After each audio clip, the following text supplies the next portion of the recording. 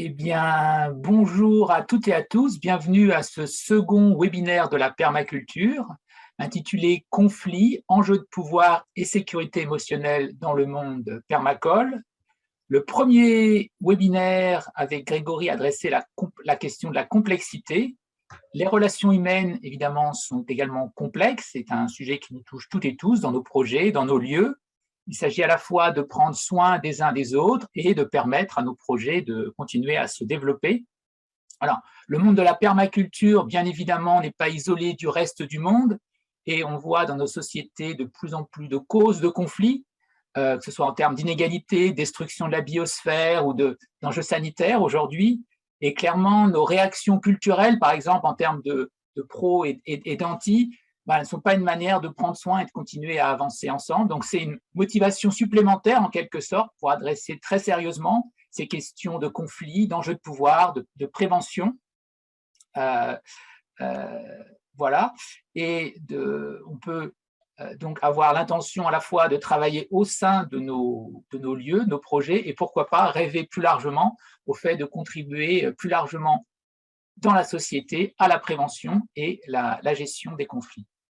Donc, le programme de notre webinaire, on va commencer par rapidement se présenter. Ensuite, on proposera de revenir sur l'origine et les intentions de ce groupe de travail qui a commencé il y a maintenant une bonne année, voilà, ainsi que l'objet de ce webinaire. Puis, on vous proposera un travail en sous-groupe sur une étude de cas. Voilà. Et ensuite, on verra ensemble comment préparer la suite. Précision, donc ce webinaire est enregistré, sauf les travaux en sous-groupe. On proposera dans chacun des sous-groupes à une personne de restituer. À ce moment-là, cette personne sera enregistrée, mais tous les échanges que vous pourrez avoir au sein des salles de sous-commission ne seront pas enregistrés. Voilà. On va donc commencer par se présenter. Je propose à Hélène de commencer. Bonjour à tous. Moi, c'est Hélène Carré. Je fais partie du conseil d'animation de Brin de Paille. Donc, Brin de Paille, qui est une association qui se veut être un bien commun d'intérêt général autogéré à disposition des permaculteuses, pour qui la permaculture est un moyen de conduire une transition radicale et paisible vers une vie humaine libre, égale et digne, partagée avec tous les règnes du vivant. Donc Brin de Paille est par conséquent librement appropriable pour tout un tas de choses autour de la diffusion de la permaculture et la mise en relation de ses acteurs. Voilà. Voilà pourquoi je suis là.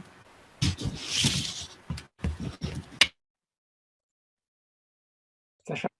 Oui, bonjour à toutes et à tous. Donc Sacha, donc comme Philippe, je fais partie du conseil d'administration du l'UPP. Je suis accrédité, j'accompagne des personnes en design et j'en suis arrivé depuis un certain temps maintenant à penser que le côté humain est le socle de tout projet.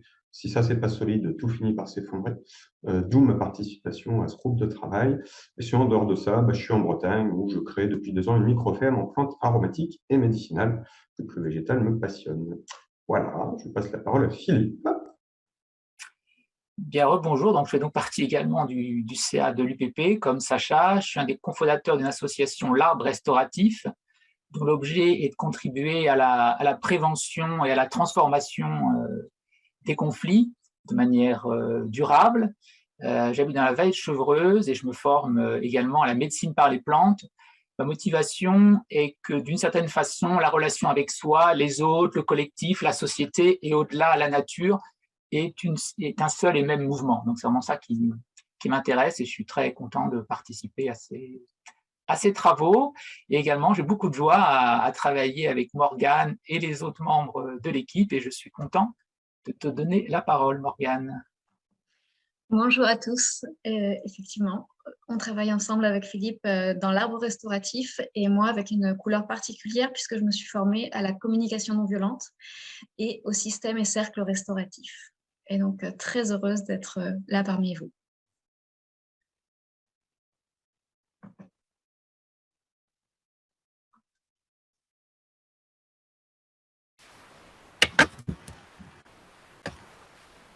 Alors, on va commencer par l'origine de ce groupe de travail qui a été constitué, donc qui est parti à l'automne 2020 à partir d'un constat fait avec l'UPP, BrainPy et différents diplômés, où il y a eu des remontées. Voilà, on a fait le constat de beaucoup de remontées de situations difficiles liées à des problèmes relationnels ayant lieu dans le monde permacole. Donc bon, des problèmes relationnels comme il y en a partout ailleurs, mais bon, là, il se trouve, c'était des remontées liées au monde permacole, qui créaient beaucoup des situations extrêmes, donc pas mal liées à peut-être des désillusions par rapport au monde de la permaculture, vu comme un peu le monde des bisounours, c'est bon, on est permaculteur, tout va bien. Donc on a d'abord commencé à essayer la première étape, donc ça a été de trouver des communs avec ces différentes remontées. Voilà, donc plein de choses, comme des phénomènes de gouroutisation, de personnes comme fragilisées dans le sens en plein questionnement, en plein changement de vie, des fois avec des situations financières précaires. Voilà, plein de choses, des manques de clarté dans des organisations. Enfin voilà, on a essayé d'essayer de tirer en fait de ces remontées des choses communes, quoi, de créer un socle et d'en faire une situation collective, quoi. Et donc on a quand même pas mal ressorti toutes ces questions d'enjeux de pouvoir, domination, soumission, qui est pas mal un sujet tabou aussi dans le monde permacole. Et sécurité émotionnelle et conflit, donc qui apparaissait comme trop peu abordé dans les designs et du coup par la suite après dans en fait les réflexes de permaculteurs et donc dans comment était abordé en fait ce sujet-là, quoi. Et l'étape d'après, donc on a voulu à partir de ça, donc voilà, en faire quelque chose de tous ces constats et toutes ces mises en commun.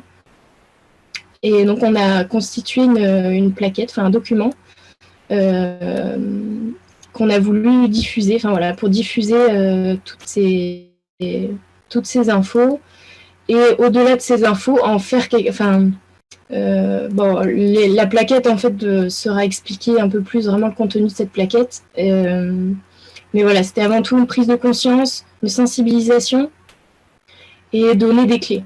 Voilà, donc il y a eu une diffusion avec l'UPP et BrainPy, on a tiré 5000 exemplaires. Et avec la volonté de la diffusion, donc on a diffusé lors des permanuels l'été dernier, là, et à différents lieux de permaculture. Voilà. Et ensuite, après ça, on a envie quand même d'aller encore plus loin, en approfondissant le sujet, en suscitant des initiatives locales et en élargissant le groupe de travail, donc pour avoir d'autres regards, d'autres énergies. Voilà. Et donc, entre autres, ce webinaire. Voilà. Et donc, comme le disait Hélène, un groupe de travail qui s'est créé il y a maintenant 1 ou 2 ans, on passe vite. Et comme le disait Hélène, c'est vraiment des sujets relativement tabous ou un peu négligés. Donc, ce qu'on a voulu, c'est que dans les faits, ils soient vraiment mis sur la table et pris en compte, d'une part, et que le conflit, toutes ces thématiques d'enjeux de pouvoir et de relations, conflictuelles en l'occurrence, ne soient pas perçues uniquement comme des choses négatives, et donc quelque chose qu'on va avoir tendance à fuir ou à cacher, à mettre sous le tapis, voilà, et laisser pourrir en gros. Donc, c'est déjà travailler sur la perception du conflit et la relation que chaque personne et même les organisations ont au conflit. Donc, c'est des choses qui sont abordées dans la plaquette, sur laquelle Philippe va revenir tout à l'heure. Et l'étape d'après, évidemment, après cette prise de conscience, vraiment, dans les organisations et chez les personnes qu'on souhaite, c'est d'aider les personnes et les organisations à prendre ça en compte, à anticiper les conflits pour éviter qu'ils se produisent, si on peut. Et s'ils sont là, eh bien, proposer des outils, des stratégies pour les gérer au mieux. Voilà. Donc ça, c'est l'intention du groupe de travail qui se poursuit. Et pour ce webinaire, spécifiquement, merci Philippe de me passer le slide suivant. Donc, ça va être de partager les premiers travaux. Donc, ça va être principalement autour de la plaquette. Philippe le fera tout à l'heure. Ça va être de toucher du doigt ce sujet du conflit. Donc, ça va être le travail en sous-groupe qu'on va vous proposer dans un instant. pour voir comment on se situe par rapport à cette thématique et comment peut-être on peut l'explorer autrement, voir quelles questions ça pose sur un cas fictif qui n'engage pas émotionnellement, et donc qui peut être un peu plus facile à traiter. Pour nous aussi, le but, ça va être de recueillir les besoins qui s'expriment, qui ressortent, les envies éventuelles, les questionnements. Ça va nourrir la réflexion clairement du groupe de travail, nous permettre de construire les actions suivantes.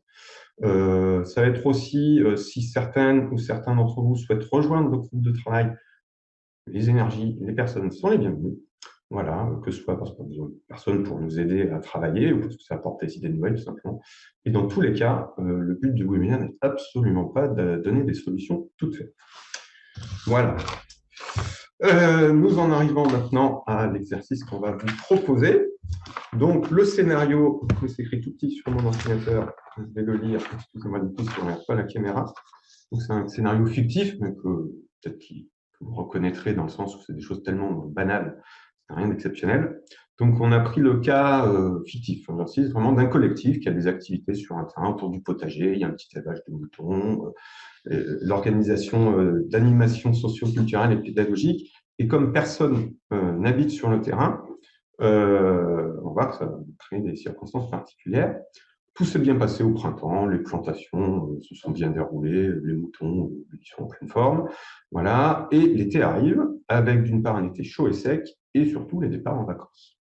Alors ça a été un petit peu anticipé, dans le sens où il y a la moitié du collectif qui part en vacances, comme prévu, l'autre moitié est là, a priori.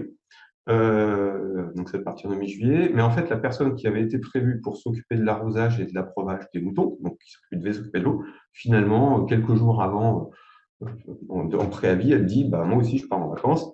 Donc déjà, ça énerve quelques personnes. Voilà, qui dit c'était prévu que ce soit toi, et puis finalement, tu n'es pas là. Mais quelqu'un se propose, Claude, qui dit ok, je veux bien reporter mes vacances et m'occuper d'arroser les cultures et de donner à boire aux moutons. Sauf que Claude ne connaît pas bien les moutons, cette partie élevage. Donc, d'une part, un jour, elle a oublié de fermer l'enclos, les moutons sont régalés dans le potager, ils ont ravagé les cultures. Et puis, en plus, Claude, c'est juste occupé d'arroser. Et donc, il n'a pas fait spécialement attention à ce qui se passait au niveau des cultures. Et il y a une attaque de ravageurs qui a fait aussi beaucoup de dégâts. Donc, le potager fait la tronche. Et au retour des vacances, il y a un des membres du collectif qui s'appelle Casimir, qui est furax. Alors, pourquoi il est furax? Alors, déjà, le détail du côté, mais aussi parce que c'est lui qui avait avancé les sous pour acheter les graines et qu'il était convenu que c'était l'achat des légumes qui allait être produit. Ça allait constituer une cagnotte qui allait d'une part le rembourser et d'autre part permettre d'acheter les semences et les plants l'année suivante. Parce que là, il n'y a plus de légumes, donc il n'y a plus de cagnotte, donc la solution envisagée est mal barrée. Donc, Casimir est furieux. Une partie du groupe est d'accord avec Casimir et une autre partie du groupe a plutôt de la sympathie pour Claude, qui s'est dévouée. Voilà, elle a reporté ses vacances, elle était là, elle a fait de son mieux. Donc, merci à elle quand même, dit une partie du groupe. Et puis, tout le monde rentre des vacances finalement. La rentrée est là, c'est le mois de septembre. Et lors d'une séance de travail au jardin, Casimir, qui travaille avec une autre membre, Jeanne, après la séance de travail, Casimir engueule Jeanne parce qu'elle a mal rangé ses outils. Voilà. Et là, il y a tout qui ressort, ce qui s'est passé pendant l'été, et le conflit pour une situation quand même assez importante. Une partie du groupe prend le parti de Casimir, se met de son côté, une autre partie plutôt du côté de Claude, et puis une partie dont vous faites partie, vous restez neutre. Voilà. Et vous aimeriez que la sérénité revienne dans les personnes. Une fois le souffle est retombé, certes, en apparence, c'est calme, mais en fait, ça continue à bouillonner à l'intérieur, donc vous aimeriez que le calme revienne vraiment. Je vais passer maintenant la parole à Morgane, qui va vous présenter les questions. Après, je vais revenir pour vous expliquer comment vous allez travailler en sous-groupe. À toi, Morgane. Donc, je vous propose de prendre un temps pour vous interroger sur, dans cette situation, que faites-vous là, maintenant, alors que le conflit s'intensifie? Quelle action vous aimeriez poser? Dans un deuxième temps, le calme semble revenu en surface, plus personne ne se dispute, et en même temps, intérieurement, il y a encore de la colère, du ressentiment. Que faites-vous? Et enfin, dans un troisième temps, je vous invite à vous interroger sur qu'est-ce qui aurait pu être fait en amont. Est-ce que c'est clair pour tout le monde ou est-ce que sur le fonctionnement de ce temps-là, je vous invite à vous exprimer s'il y a des questions. Eh bien, rebonjour à toutes et à tous. J'espère que vous avez eu des échanges fructueux au sein de vos groupes de travail. Nous proposons maintenant de partager, qu'une personne de chaque groupe partage une ou deux pépites qui vous paraît intéressant à partager. Je vous propose, si vous êtes d'accord, de commencer par une personne de la salle 1. Donc, on vous écoute et par ailleurs, là, on a remis en route l'enregistrement qui avait été suspendu pendant les salles de sous-commission. Pascal ou Béatrice, vous pouvez prendre la parole? Oui, j'ai pris quelques notes. Donc, une ou deux pépites, Pascal. On t'écoute. Une ou deux pépites, c'est que on a parlé des choses, on a bien partagé, c'était vraiment très intéressant. D'ailleurs, il y a même un cas clinique là qui s'est présenté parmi les participants de notre groupe, comme quoi vraiment on parle de choses qui sont importantes. On a surtout travaillé sur ce qui est en amont, c'est-à-dire en amont un système restauratif au niveau de la charte et donc d'avoir un espèce de mode d'emploi partager des conflits, ça nous paraît une belle chose. Il nous paraît aussi que ça suffit peut-être pas et qu'il y a de très belles choses qui se font pour créer vraiment une relation humaine riche parmi les êtres humains qui composent un collectif, avec l'expérience de ce qui existe avec les forums de ZEG, et également ce que je suis en train de suivre au niveau de la théorie U, avec de l'écoute active et profonde, et puis donc une qualité d'échange, voilà, à travailler dans quelque chose, travailler la relation humaine en amont et pas seulement voilà, au niveau des chartes et des méthodes. Voilà, la pépite. Merci beaucoup. Et donc également, vous avez inscrit vos pépites et éventuellement vous avez une référence sur quelque chose, n'hésitez pas à le mettre dans les Framapads et ensuite on consolidera tous les Framapads et on vous les enverra.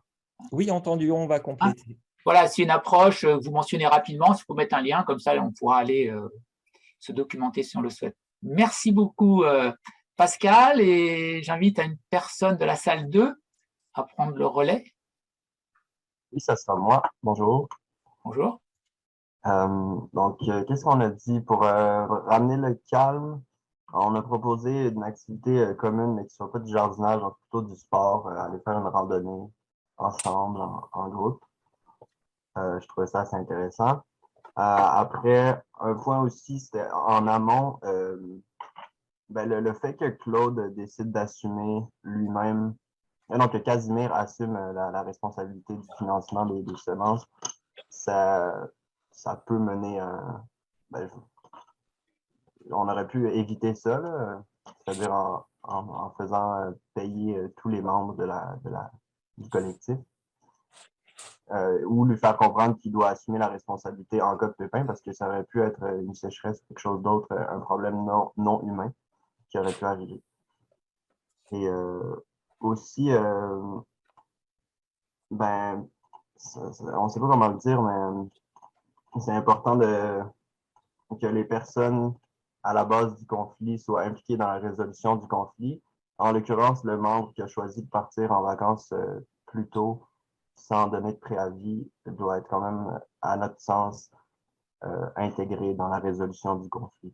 Ça serait ça nos points. Bien.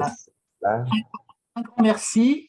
Est-ce qu'une personne de la salle 3, et là on commence à voir la diversité des approches possibles, est-ce qu'une personne de la salle 3 peut nous rejoindre, s'il vous plaît? Moi, je peux. Alors, du coup, nous, on a décidé, comme chose innovante, de donner des fourches à chaque protagoniste pour qu'ils puissent régler leurs problèmes. Non, je plaisantais. Donc, du coup, on a quelque chose qui rejoint la salle 1 et la salle 2, notamment sur anticiper réellement en faisant régulièrement des réunions. Et qui rejoint sur les choses de la permaculture, à savoir l'observation, l'analyse avant la mise en action. Et donc, pour anticiper la plupart de ces problèmes, on voit bien que là, ça n'a pas été fait. Et puis, au niveau quand le calme sera revenu, il y a une écoute active de chaque protagoniste à propos de ce qu'on appelle la communication non violente, qui aurait besoin de nous poser des choses et d'analyser que nous disent les faits, les analyser, se les réapproprier, mettre une attention particulière sur ce qui est sous-jacent. Voilà. Et puis, sur le moment, on était à peu près tous d'accord de laisser les protagonistes s'exprimer tout en étant bienveillants, parce que ça ne dégénère pas au niveau physique, mais que chacun puisse s'exprimer librement ses griefs. Voilà. Bien, un grand merci. Encore une autre approche possible. Est-ce qu'une personne de la salle 4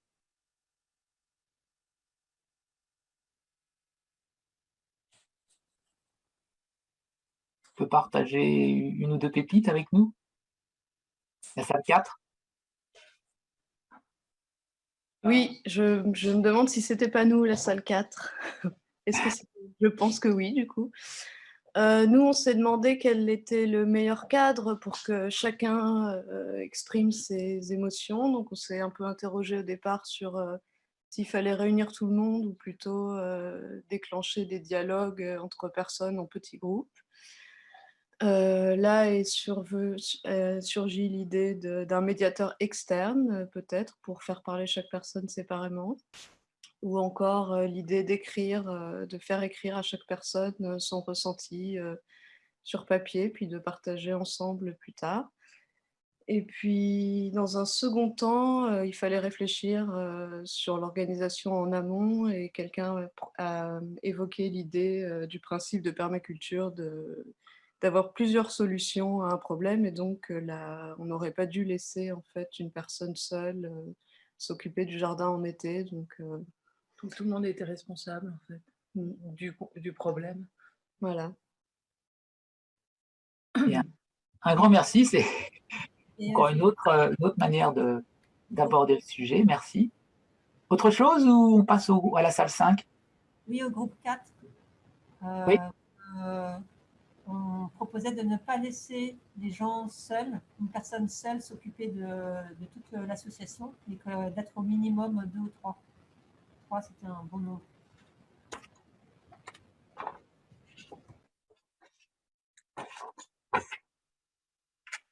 D'accord. Et le dernier groupe, du coup? Oui, alors, Thibaut, je suis en audio. Ouais, j'y vais maintenant. Donc Thibaut, je suis en audio uniquement, j'espère que vous m'entendez bien. Donc nous, on a parlé de créer, enfin de faire circuler la parole, donc en particulier la notion de cercle restauratif, qui permettent de libérer la parole. Et puis, deuxième pépite, entre guillemets, on a parlé de formation. Donc autant de formation sur les aspects techniques, entre guillemets, au jardin, que de gestion de groupes humains, permaculture humaine, de manière à ce qu'on puisse mieux communiquer. Voilà.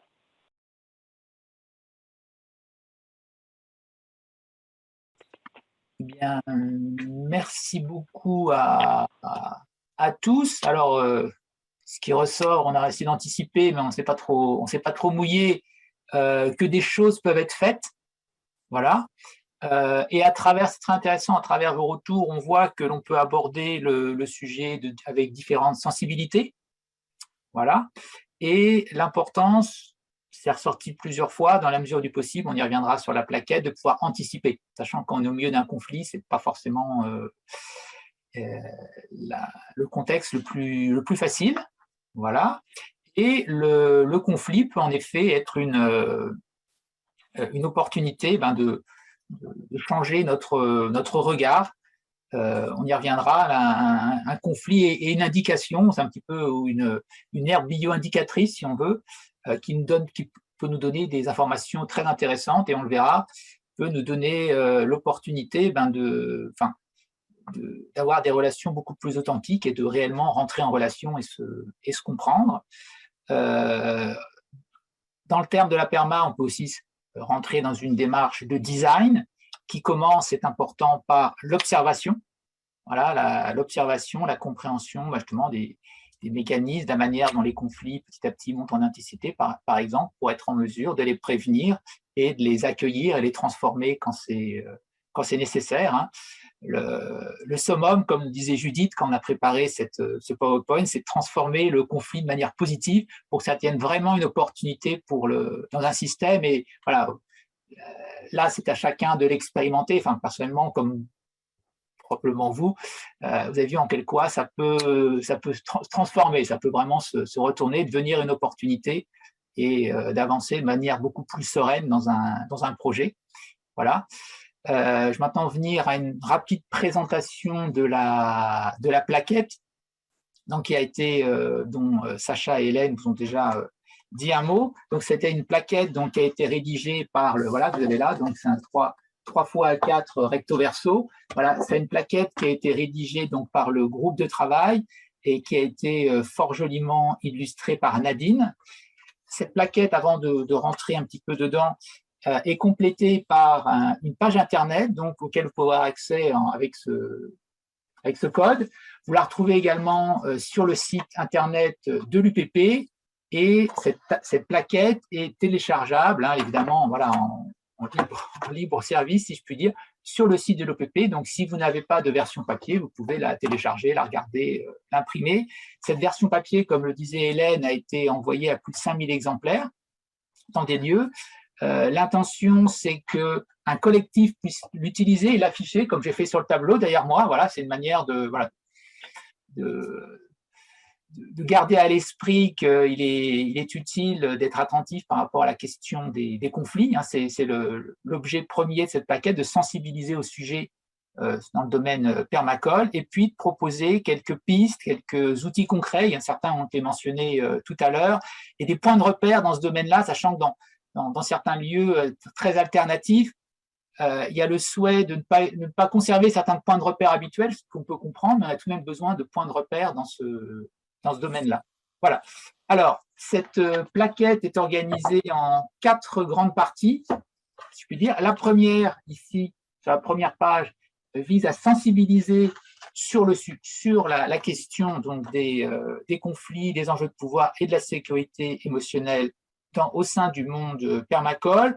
On a déjà assez amplement parlé, je vous laisserai la lire. Ce qui est ressorti, c'est le fait que dans le monde permacole, on peut quelque part, de manière un peu schématique, soit adresser ce sujet à travers une forme de design, vraiment l'observation, chercher à comprendre ce qui se passe pour mettre en place les mécanismes qui vont bien pour retrouver un équilibre, ou au contraire, si je puis dire, on peut se dire parce que dans le monde de la permaculture, tout va bien se passer, c'est pas la peine de s'intéresser au sujet. Bon, je ne fais pas de commentaires sur les conséquences des deux approches, mais c'est un point important. Donc, première partie. Deuxième partie, on vous propose ici en 4e de couverture, si on peut appeler ça comme ça, des signaux et des situations à risque. On en propose une 12aine, hein, et pour pouvoir les regarder, si par exemple on ne peut pas s'exprimer sur certains sujets, ou alors, quand un tel est là, on ne peut pas dire ça, quand un tel est là, on ne peut pas dire ça. Bon, c'est un point d'attention. Enfin, il y en a une 12aine.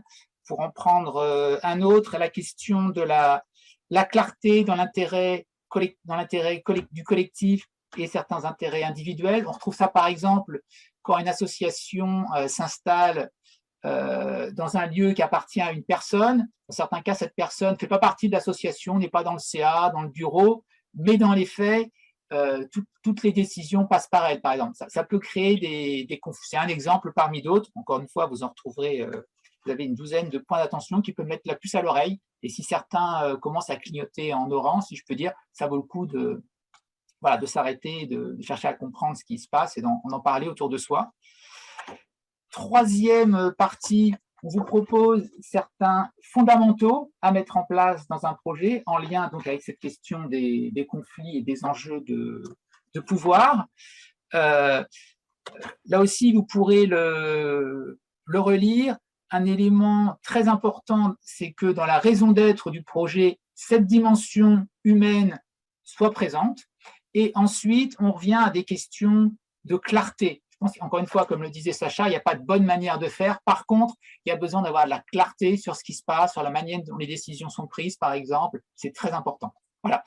Et quatrième partie, voilà, on vous propose quelques points de repère sur la prévention et la gestion des conflits. Alors, on propose 3 niveaux de maturité, entre guillemets. Le premier qui est des espaces d'expression et de partage des ressentis, de ce que chacun vit. Ensuite, et ça a déjà été mentionné tout à l'heure dans un des sous-groupes, l'importance d'anticiper avec la mise en œuvre d'un cadre de résolution des conflits. Et enfin, troisièmement, notre capacité à prévenir et gérer les conflits repose beaucoup sur la qualité de nos relations, au-delà de la question des conflits. Du coup, en développant de véritables relations de qualité authentique, qui peut le plus fait le moins. Qui peut le plus peut le moins. Voilà, excusez-moi.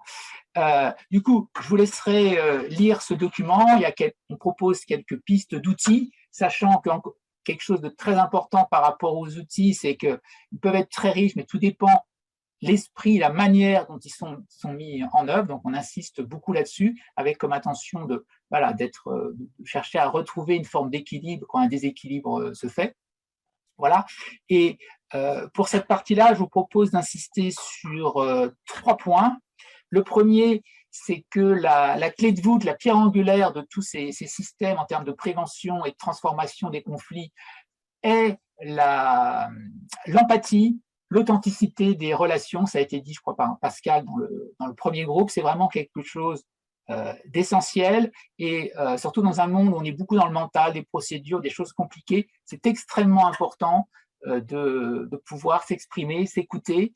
Et pour prendre un exemple, dans un collectif, c'est fort probable que les différents acteurs aient des relations différentes au conflit. Sacha l'a mentionné tout à l'heure. Par exemple, je peux être très sensible à la moindre tension dans le collectif. S'il y a des tensions, tout de suite, là, je me sens pas bien, j'arrive plus à avancer. Ou au contraire, je peux être très à l'aise avec les tensions, bon, jusqu'à un certain point évidemment, et peut-être que par rapport à mon histoire, par exemple, j'ai besoin de sentir un petit peu de tension. Pour moi, c'est quelque chose de vivant. On voit bien que dans un cas comme ça, si on ne peut pas le partager et se comprendre, on va avoir des difficultés.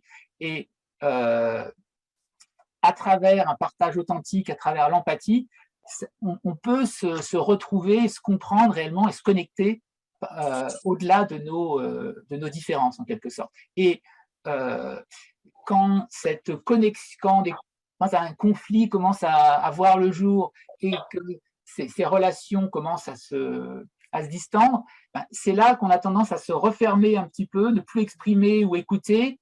Et c'est là que petit à petit, la dynamique du conflit se met en place. Certaines personnes peuvent chercher à se faire comprendre, parler de plus en plus fort jusqu'à ce qu'elles soient entendues, et voilà, et jusqu'à parler très fort. Voilà. Donc, premier point, l'importance de vraiment mettre au centre cette écoute de ce que vit chacun au centre donc de ce système restauratif. Second point,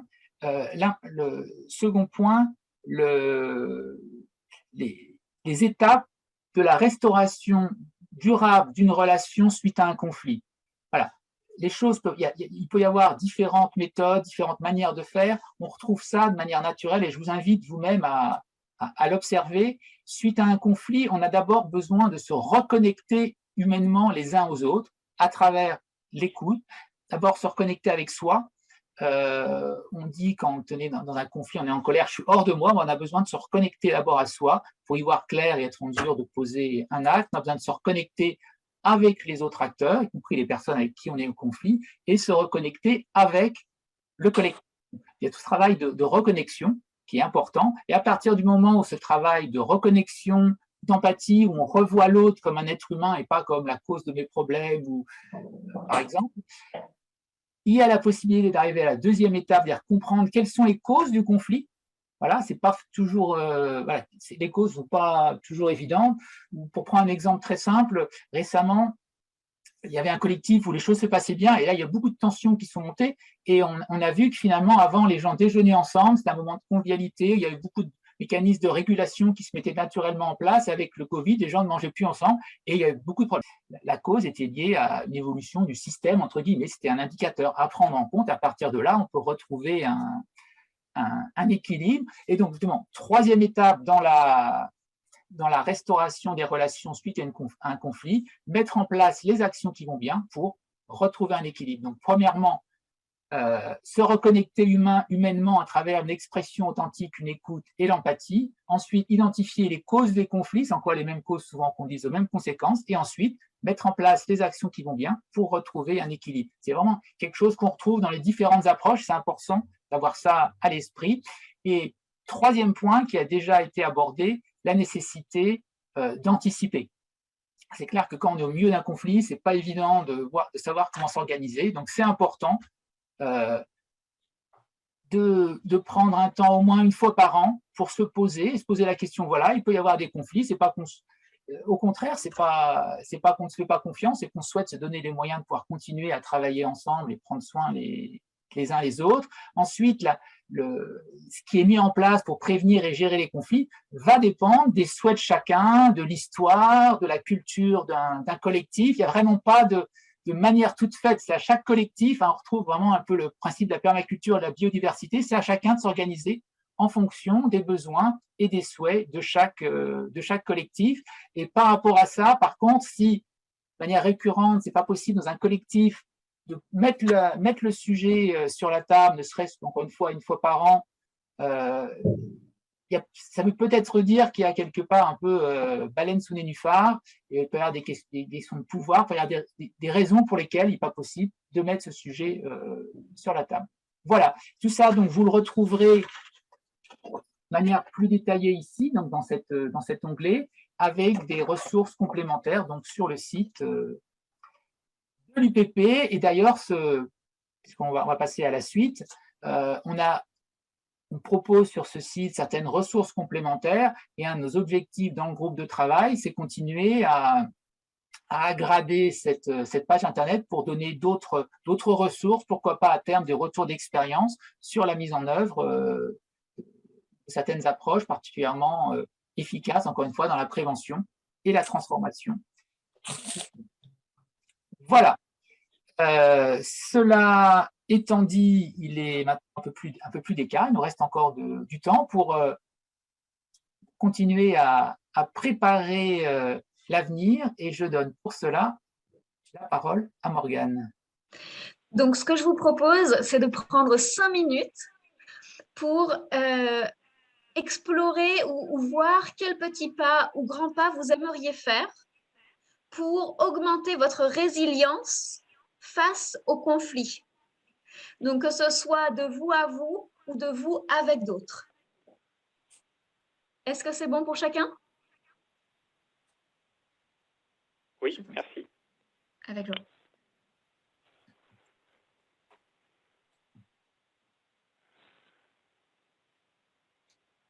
Bien, donc j'espère que toutes et tous ces 5 minutes vous ont permis de plonger en vous et de trouver des ressources que peut-être vous n'imaginiez pas, des idées insoupçonnées grâce aux échanges que vous avez vus précédemment aussi.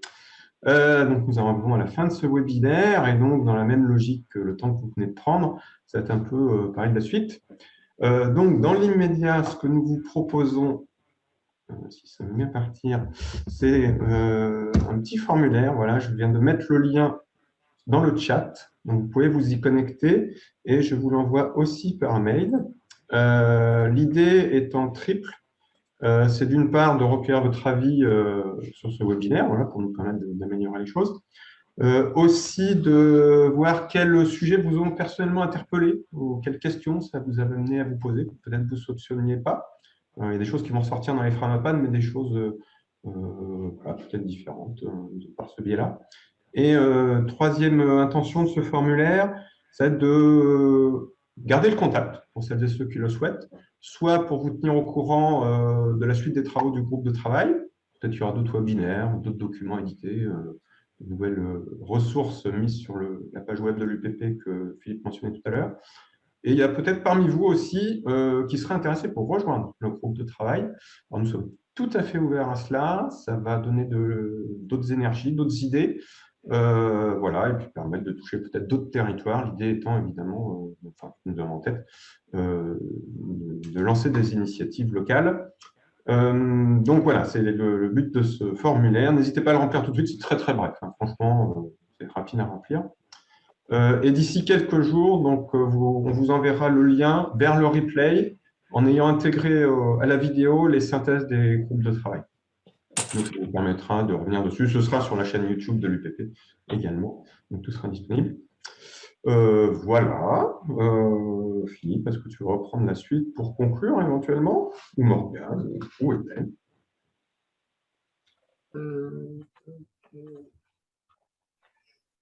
Écoutez, non, je suis très content, voilà, d'avoir pu participer ensemble à ce webinaire. Et comme le disait Sacha, ce qu'on souhaite, c'est que ce soit voilà, un pas qui en amènera d'autres progressivement, donc avec la possibilité d'être acteur dans ce domaine-là, tant localement dans vos projets, dans vos lieux, etc., que si vous le souhaitez au sein de notre groupe de travail. On l'a vu à travers nos premiers échanges, la diversité est vraiment très riche. N'hésitez surtout pas à prendre contact ensemble, comment est-ce qu'on peut voilà, chercher à avancer ensemble. Voilà. Morgane ou Hélène, souhaitez dire un mot pour clôturer? On peut remettre les visages si on doit se quitter? Ouais, très bonne idée, oui, de remettre tous les visages. Je vais arrêter le partage d'écran et on va mettre tous les visages.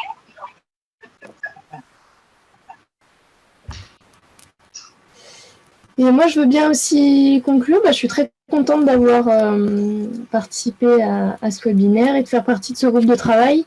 Et pour moi, vraiment, c'est ma volonté de faire partie de ce groupe de travail. C'est aussi beaucoup de voilà, vouloir sensibiliser et s'organiser ensemble en fait, pour comment on peut faire en sorte qu'il y ait plus en plus de gens qui prennent ces sujets à cœur et qui fassent en sorte d'avoir une vision différente un peu des conflits. Et donc voilà, c'est pas du tout l'idée de réinventer l'eau chaude, et il y a plein de choses qui se font, voilà, c'est plutôt de rassembler et communiquer, et voilà. J'avais juste envie de préciser ça. Donc merci à tous pour votre participation.